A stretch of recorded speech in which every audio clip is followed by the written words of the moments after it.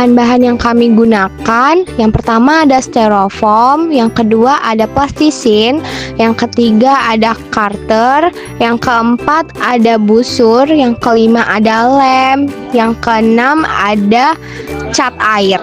Assalamualaikum warahmatullahi wabarakatuh. Kami dari kelompok 3 dengan jumlah anggota 5 orang kurang satu. Saya Abdul Awansa, di sebelah saya ada Saya Rizka Hidayati. saya Saudati. Kami di sini akan menjelaskan atau menerangkan tentang sel tumbuhan 3 dimensi. Baiklah teman-teman, di sini kami akan memulai menjelaskan mengenai sel tumbuhan 3 dimensi. Nomor 1 ada Golgi kompleks. Pada tumbuhan disebut diktiosom dan memiliki fungsi penting seperti sintesis polisakarida untuk dinding sel, modifikasi dan pengemasan protein, serta memproduksi vesikel untuk transportasi molekul ke bagian sel lain atau ke luar sel. Nomor 2 ada nukleus. Pada sel tumbuhan berfungsi sebagai pusat kontrol yang menyimpan materi genetik atau DNA, mengatur seluruh aktivitas sel serta mengendalikan pembelahan, pertumbuhan dan sintesis protein. Nomor 3 ada vakuola.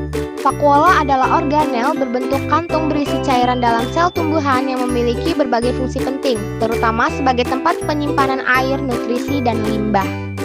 Yang keempat ada plastida. Plastida adalah organel sel tumbuhan yang memiliki membran ganda, berfungsi untuk produksi dan penyimpanan makanan, serta memiliki berbagai jenis seperti kloroplas, kromoplas, dan leukoplas. Nomor 5 ada dinding sel primer. Dinding sel primer adalah lapisan terluar dari dinding sel tumbuhan muda yang fleksibel dan dapat diperluas. Nomor 6 ada dinding sel sekunder. Dinding sel sekunder adalah lapisan tambahan yang terbentuk di dalam dinding sel primer setelah pertumbuhan sel berhenti. Nomor 7 ada retikulum endoplasma atau RE. Pada sel tumbuhan adalah jaringan membran kompleks yang berfungsi sebagai jalur sintesis dan transportasi protein serta lipid. Nomor 8 ada mitokondria. Pada sel tumbuhan adalah organel berbentuk elips yang berfungsi sebagai pembangkit tenaga dengan menghasilkan energi ATP melalui respirasi seluler. Baik teman-teman semua, dari ke-8 sel yang sudah kelompok kami jelaskan, sel ini terdapat pada bagian tumbuhan.